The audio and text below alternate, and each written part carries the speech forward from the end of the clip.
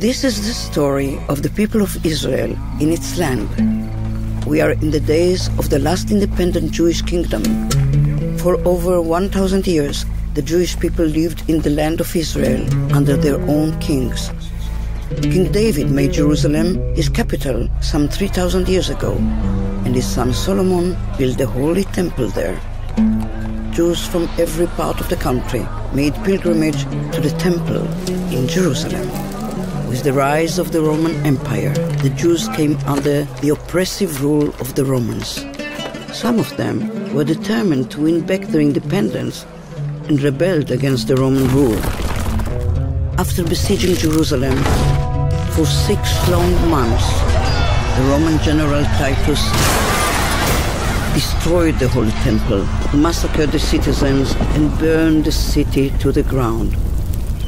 Only an empty shell of outer walls was left standing, a sad reminder of the glorious temple that was.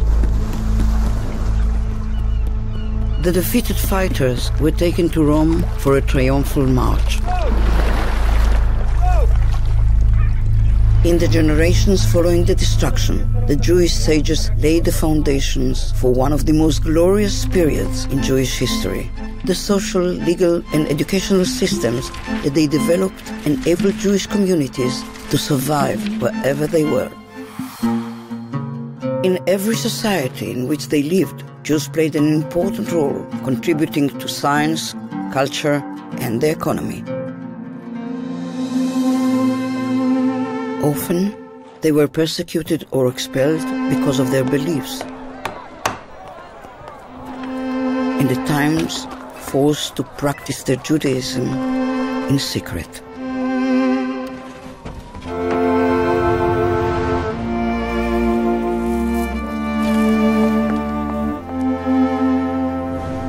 But even in difficult times, they clung to their culture and traditions.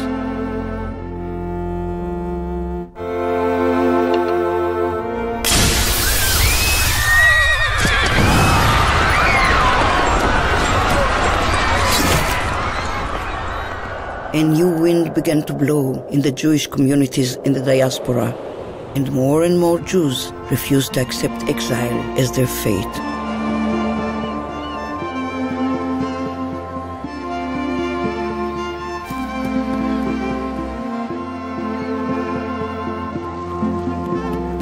Little by little, Jews from all over the world began to make their way to the land of Israel. They came with a burning desire to live in the land of their forefathers.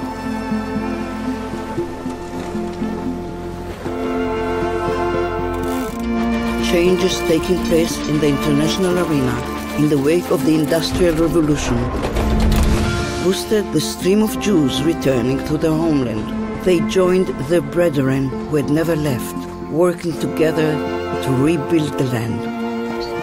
It was a young Jewish journalist who turned the new wind into a movement and gave it a name, Zionism. Theodor Herzl believed that a people must rely only on itself. He had a vision and a plan and devoted his life to making the age-old dream a reality. In the land of Israel, the ancient Hebrew language was reborn, with new words to express the needs of the modern multicultural society taking shape in the Jewish homeland.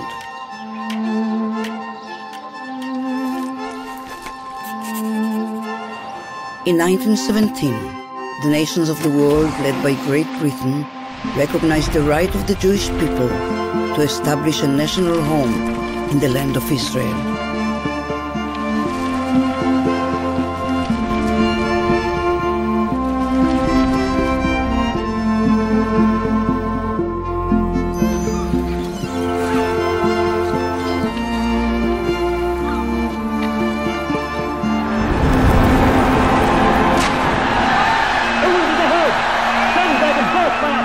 While the Jews were engaged in building the foundations of a new country, another people in another part of the world united around an entirely different idea, one that led its followers to commit the most horrendous crime against humanity. The Nazis began with the cancellation of civil rights, progressed to persecution and riots, and eventually carried out a systematic annihilation of 6 million Jews with a brutality that the modern world had never seen or even imagined.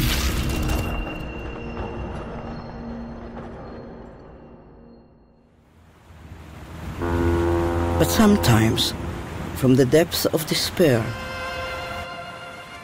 the soul finds the strength to carry on.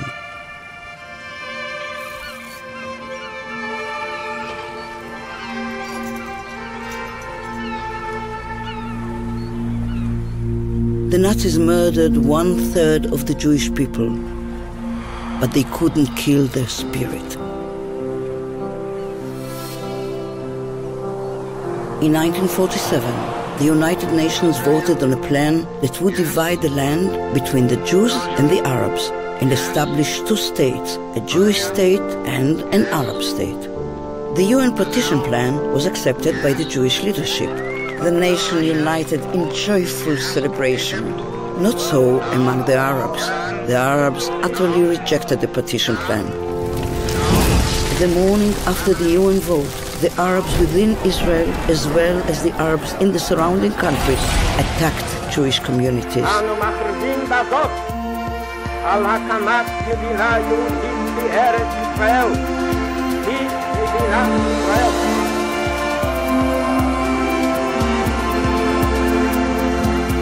The Israeli celebrations were cut short as they prepared for the newly born state's first war of survival against the combined attacks of 6 Arab armies.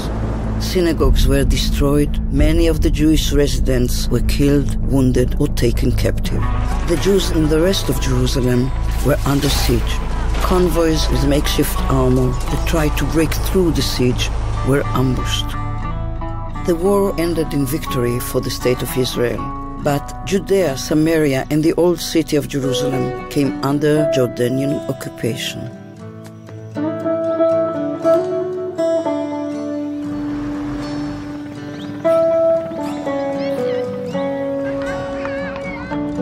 Almost 2 decades later, Israel was again in mortal danger as Arab states banded together and once again threatened to destroy the State of Israel.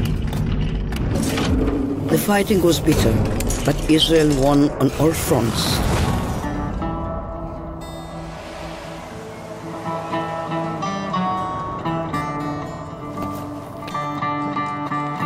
The sweetest victory of all was the liberation of the Holy Temple Mount and the Western Wall.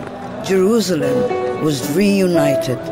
For the first time in the city's history, freedom of religion and worship was guaranteed in all the holy sites of Judaism, Christianity, and Islam. The quiet didn't last long. The peace of the holiest day in the Jewish calendar was shattered by the sirens of war. While prayers for divine mercy pounded at the gates of heaven, the Arab armies pounded at the gates of little Israel. Israel's reserve soldiers rallied to fight the enemy. They didn't lay down their arms until the country was safe once more. War requires courage, but even greater courage is required to make peace. The historic peace treaty between Israel and Egypt laid a cornerstone for the desired peace with all of Israel's neighbors. It came closer with the signing of a peace treaty between Israel and Jordan. That same hope inspires Israel's efforts to achieve peace with the Palestinians and to realize the dream of living in peace, shalom, with all its neighbors. The Jews have returned to their homeland. Fulfilling the hopes of 100 generations, the Israelis have overcome daunting obstacles to fashion an open, joyful, and pluralistic society, a vibrant culture, and an innovative economy. The story that began in the land of Israel, then spread out to the farthest reaches of the world, has come full circle. The next chapter is already being written.